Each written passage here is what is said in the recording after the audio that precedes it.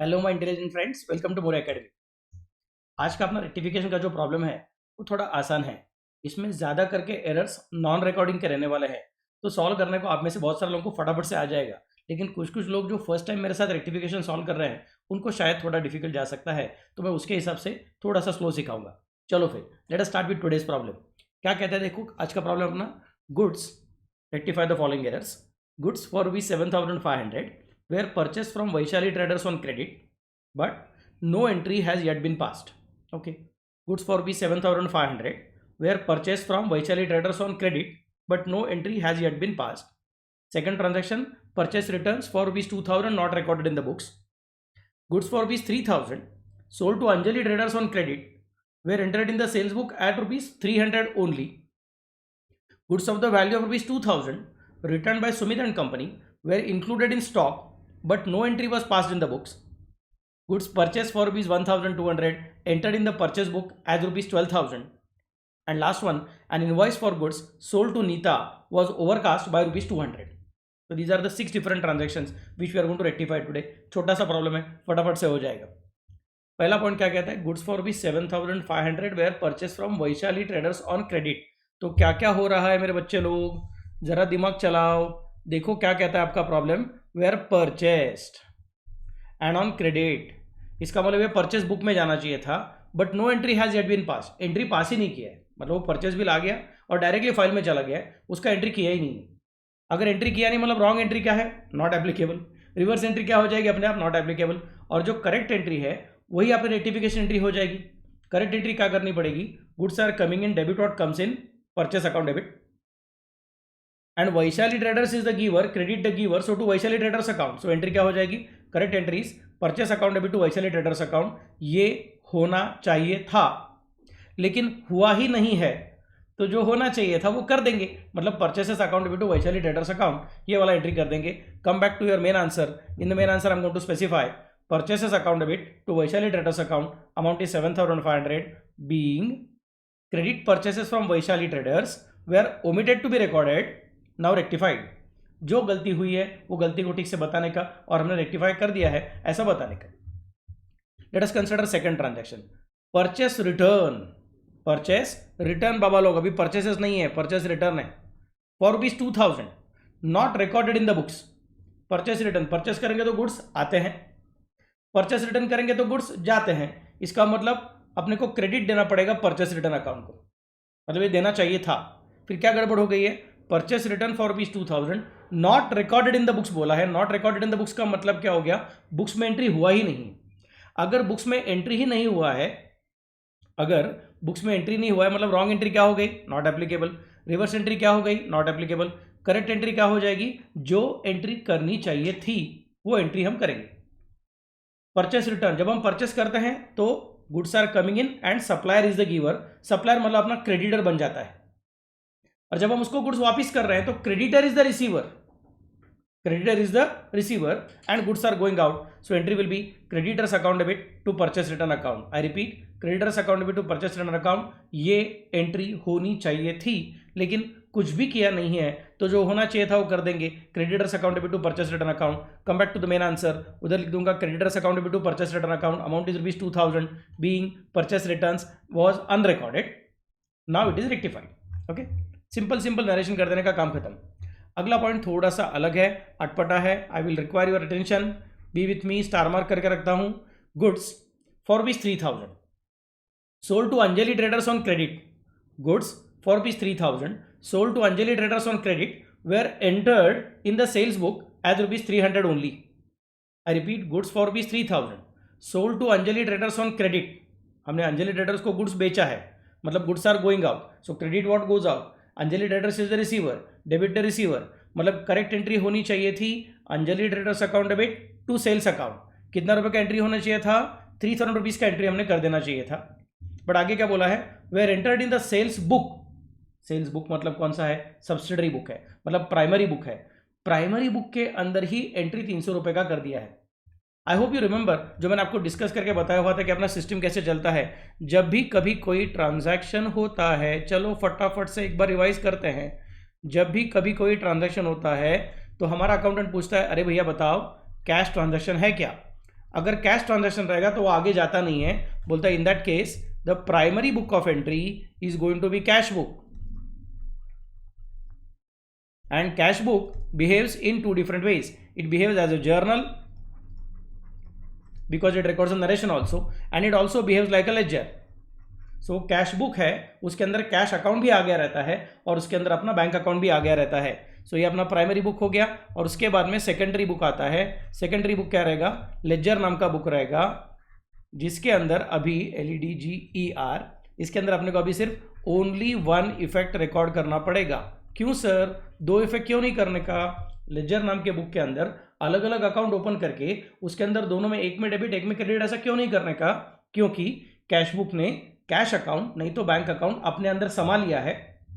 उसके अंदर cash account या फिर बैंक अकाउंट का एंट्री एक इफेक्ट देके हो गया रहेगा, दूसरा इफेक्ट ही बाकी है, तो दूसरा इफेक्ट जो पेंडिंग वन इफेक्ट है उसको देने के लिए हमको लेजर में जाना पड़ता है. उसके अलावा अगर आपका ट्रांजैक्शन कैश ट्रांजैक्शन नहीं है, आपका ट्रांजैक्शन क्रेडिट ट्रांजैक्शन है, तो आपको जंप मार के आगे आना पड़ता है. फिर मैं बोलूँगा अच्छा क्रेडिट ट्रांजैक्शन रहेगा तो सबसे पहले आपको कहाँ पे जाना पड़ेगा? खुद को पूछना पड़ेगा कि ये गुड्स का ट्रांजैक्शन है कि ये अदर ट्रांजैक्शंस है. अगर ये गुड्स का ट्रांजैक्शन रहेगा तो इसको क्या कंसिडर करना पड़ेगा? It must be recorded in subsidiary book. उसका प्राइमरी बुक कौन है? उसका प्राइमरी बुक है सब्सिडरी बुक. उसके अंदर कौन आता है? Purchase book, purchase return book, sales book and sales return book. ये चार में से कोई ना कोई तो एक बुक आता है. और बाद में अदर्स रहेगा तो आपका प्राइमरी बुक बन जाएगा जर्नल प्रॉपर. यहां पे सिर्फ एक ही इफेक्ट दिया, यहां पे only entry is passed. Ledger effects are not given. और I'll say both ledger effects are pending. Both ledger effects are pending. फिर यहाँ पे जो भी कुछ अकाउंट्स आपके अफेक्ट हो गए हैं उनको हम लोग लेजर में ढूंढने को जाते हैं, और लेजर के अंदर भी हम क्या करते हैं? फिर बोथ इफेक्ट्स आर रिकॉर्डेड.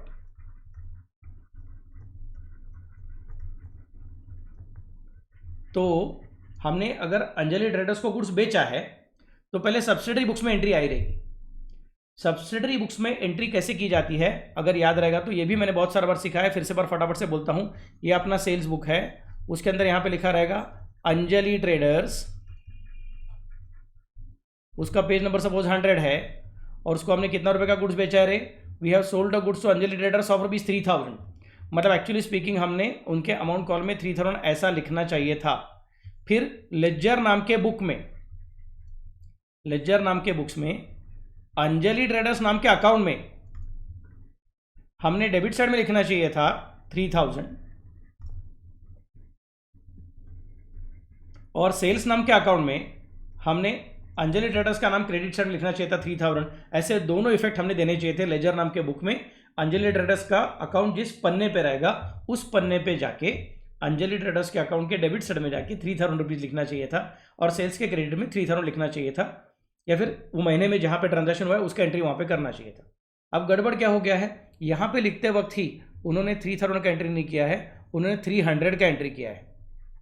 अगर इधर 300 का एंट्री किया है तो जब टोटलिंग करेंगे सेल्स अकाउंट के लिए तो टोटलिंग में भी 300 ही आएगा. मतलब सेल्स अकाउंट के क्रेडिट साइड में एंट्री कितने का आएगा? 300 का ही एंट्री आएगा. और अंजलि ट्रेडर्स के डेबिट साइड में एंट्री कितने का आएगा? 300 का ही एंट्री आएगा. मतलब आना चाहिए था 3000 अंजलि के डेबिट में, आना चाहिए था 3000 सेल्स के क्रेडिट में, बट अंजलि के डेबिट में भी 300 आ गया और सेल्स के क्रेडिट में भी 300 आ गया. याद रखो ये ओवरकास्टिंग अंडरकास्टिंग का प्रॉब्लम नहीं है. ऐसा नहीं हुआ है कि यहां पे लिखा है बराबर 3000 तो टोटलिंग में बराबर 3000 आ गया, मतलब सेल्स अकाउंट में बराबर से 3000 चला गया. सिर्फ अंजलि के अकाउंट में पोस्टिंग करने के टाइम 300 रुपया लिखा. ऐसी गड़बड़ नहीं की है उन्होंने. यहां पे लिखते वक्त ही गड़बड़ कर दी है. पहला एंट्री के टाइम ही अगर 300 लिख दिया रहेगा तो टोटलिंग भी 300 के हिसाब से होगा और पोस्टिंग भी 300 के हिसाब से होगा. सो यहां पे कास्टिंग का एरर नहीं है, यहां पे पोस्टिंग का एरर नहीं है, यहां पे प्राइमरी बुक ऑफ एंट्री के अंदर का रिकॉर्डिंग का ही एरर है. अगर प्राइमरी बुक के अंदर ही आपका रिकॉर्डिंग का एरर हो जाता है तो जो सेकेंडरी बुक है आपका उसके अंदर दोनों इफेक्ट में बाय डिफॉल्ट गलत गलत अमाउंट जाने वाली है. इसका मतलब अपने को अभी क्या सोचना पड़ेगा? सर करेक्ट एंट्री क्या करना चाहिए था? Anjali Traders account debit to sales account 3000 rupees का एंट्री करना चाहिए था, लेकिन कितने का एंट्री करके आ गया है? Anjali Traders account debit to sales account 300 का एंट्री करके आ गया है.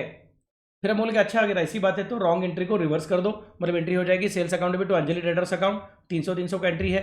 फिर हम बोलेंगे अपना रूल कहता है कि हमेशा रिवर्स एंट्री को करेक्ट एंट्री के साथ कंबाइन किया करो और बाद में वर्किंग किया करो। तो मैं बोलूँगा अरे यार इसको कंबाइन करने का मतलब क्या हो जाएगा, ये सेल्स अकाउंट इधर डेबिट है 300, सर सेल्स अकाउंट इधर क्रेडिट है, मतलब सेल्स अकाउंट कैंसिल। मैं बोलूँगा नहीं मेरे बच्चे जरा ठीक से देख, इधर का सेल सिर्फ 300 रुपये का है, तो ये 3000 रुपये का है, मतलब इसमें से 300 कैंसिल होगा लेकिन 2700 बाकी रहेगा, और ये भी 300 ही है, इसमें से भी सिर्फ आपका 300 ही कैंसिल होगा और यहाँ पे 2700 बाकी रहेगा।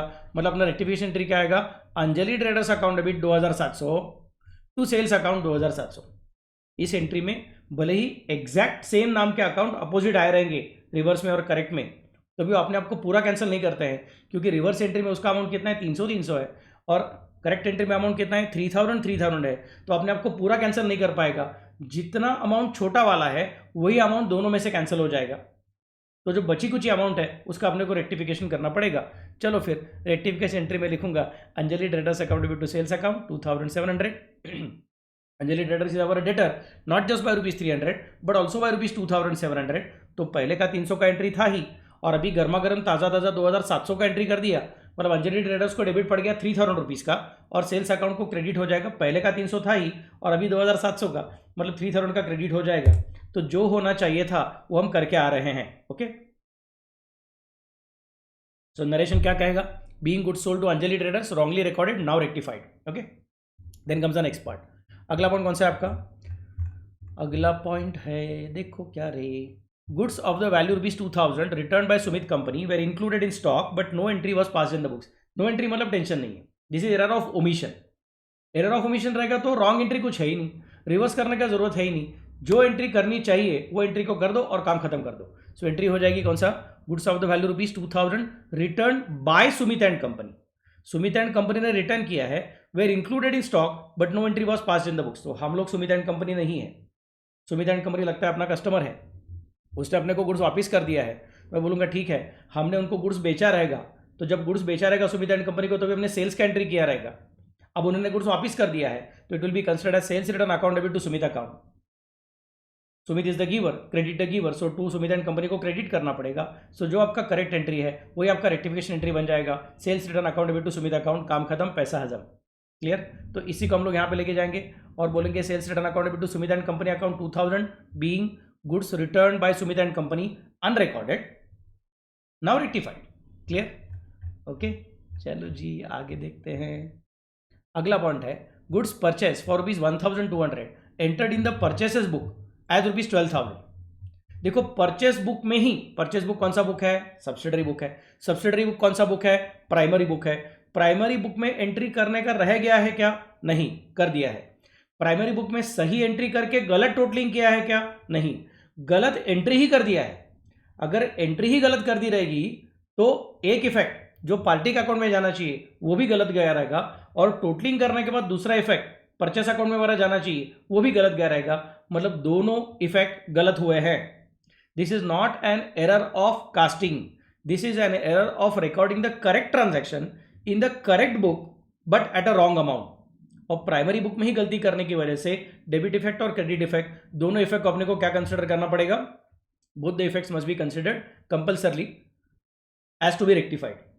तो हम लोग क्या बोलेंगे, गुड्स आर परचेस, परचेस मतलब goods are coming in, debit what comes in, purchase account debit, and जो अपने को गुड्स देता है उसको हमने पैसा देने का बाकी है, मतलब वो अपना क्रेडिटर बन जाता है। सो एंट्री हो जाती है purchases account debit to creditor account. ये एंट्री कितने की होनी चाहिए थी, ये एंट्री 1200 की होनी चाहिए थी, लेकिन कितने की कर दी है, 12000 की कर दी है। 1200 की एंट्री करनी चाहिए थी, 12000 की एंट्री करके बैठे हो, इसका मतलब मुझे बोलना पड़ेगा चलो भाई एंट्री करते हैं, गलत entry, purchases account debit to creditor account 12000 की करके बैठे हो। करेक्ट एंट्री होनी चाहिए थी परचेसेस टू क्रेडिटर, एंट्री बराबर है, बट अमाउंट क्या रहनी चाहिए थी, 1200। ये एंट्री होनी चाहिए थी, बट गलती से ये एंट्री करके आ चुके हो। अगर ये गलती किया है तो उसको रेक्टिफाई करना है, तो पहले गलती को उल्टा कर देंगे, गलती को उल्टा करूंगा, एंट्री हो जाएगी creditors account debit to purchase account. तो सर इधर देखो क्रेडिटर्स को डेबिट है, इधर देखो क्रेडिटर्स को क्रेडिट है, तो सर डेबिट और क्रेडिट मतलब अपने आप को कैंसिल कर देगा वो। मैं बोलूंगा नहीं मेरे बच्चे, जरा अमाउंट को ठीक से देख, ये अमाउंट 12000 है और ये अमाउंट सिर्फ 1200 है, एक अमाउंट 12,000 है, एक अमाउंट सिर्फ 1200 है, तो पूरा पूरा कैंसिल नहीं होगा, जो छोटा रहेगा वो कैंसिल करेगा। मतलब 1200 कैंसिल हो गया, 1200 कैंसिल हो गया, 1200 कैंसिल हो जाएगा, तो इसमें से बचेगा कितना? 10,800। इसमें से बचेगा कितना? 10,800। मतलब रेक्टिफिकेशन एंट्री क्या बन जाएगी अभी? Creditors account debit 10,800 to purchases account 10,800। Purchases को कितना डेबिट पड़ना चाहिए था? 1200। परचेसेस को गलती से कितने का डेबिट पड़ गया है? 12,000। तो परचेसेस को ज्यादा डेबिट आ चुका है, ज्यादा को हटाना पड़ेगा, परचेसेस को कम करना पड़ेगा, इसके लिए परचेसेस को क्रेडिट कर दिया है।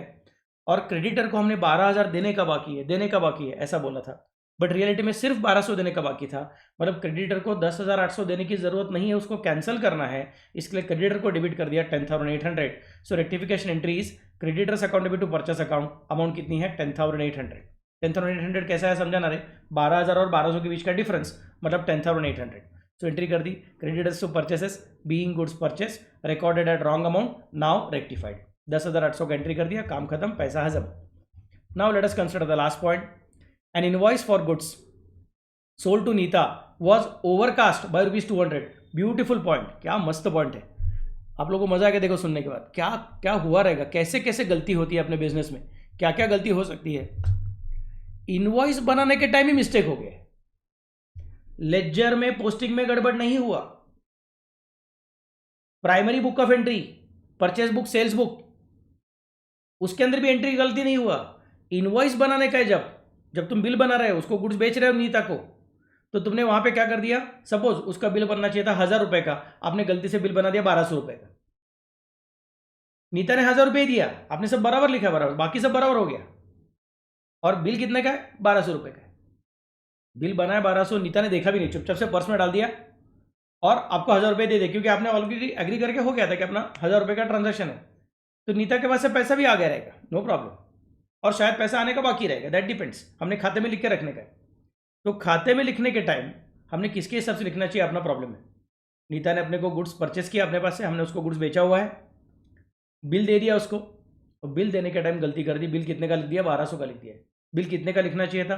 1,000 का लिखना चाहिए था, मतलब 200 रुपए का बिल एक्स्ट्रा बना दिया है। अब 200 रुपए का बिल ही एक्स्ट्रा बना दिया तो ऐसा लगे अरे नीता के पास से आना 200 रुपए और आने का बाकी है, Neeta is our debtor. In reality Neeta को अगर फोन करके बोलेंगे और नीता मैडम वो 200 रुपये बाकी है, बोलेगी काय का 200 रुपये? सर मैडम वो बिल देखो ना, 1,200 का बिल है, आपने 1,000 रुपये दिया था। वो बोलेगी अरे ऐसा क्या करते हो, अपना बात हुआ था ना, 1,000 की तो ट्रांजेक्शन है, आपने बिल गलत बनाया हुआ है। बोलूँगा अच्छा अच्छा, अरे बाप रे, मतलब नीता के पास से पैसा नहीं आ रहा, हमने बोला था उनको कि 1,200 का चीज़ है लेकिन आप 1,000 में ही लेके जाओ। तो अभी नीता तो अपने को 200 रुपये देने वाली नहीं है, Neeta is no more our debtor, और अपना सेल्स हमने गलती से रिकॉर्ड करके रखा रहेगा 1,200 का, रियलिटी में 1,000 का ही सेल्स है, तो सेल्स को भी कम करने का है और नीता नाम के डेटर को भी कम करने का है। मतलब मुझे एंट्री करनी पड़ेगी, रॉन्ग एंट्री तो कुछ हुई नहीं है,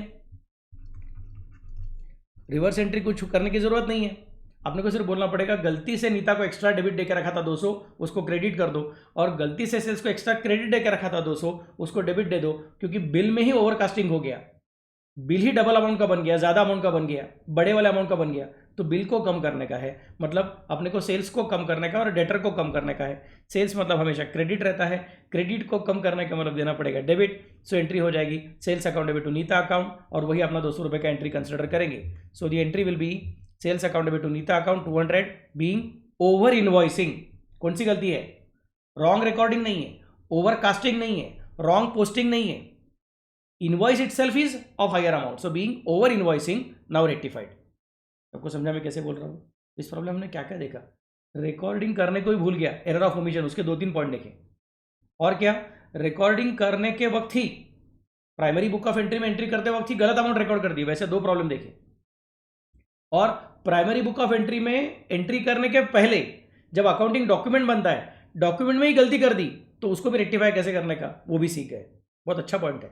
अब 11वीं के बच्चों लेकिन बहुत अच्छा अलग अलग चीज़ें सीख रहे हो, अब ये सब चीज़ें याद रखना है, क्योंकि आगे चल के जब आप सीए करने को जाओगे, एसीसीए करने को जाओगे, तो आपको इसका फायदा होने वाला है। Once you know exactly how to look at it, where the problem happened, is it a problem in the trial balance, और is it a problem in the ledger, और is it a problem in cash book, और is it a problem in subsidiary book, और is it a problem in accounting document, ये अपने को सोचने को आना चाहिए। जैसा बराबर से सोचोगे उतना आपको फायदा हो जाएगा। Clear all of you?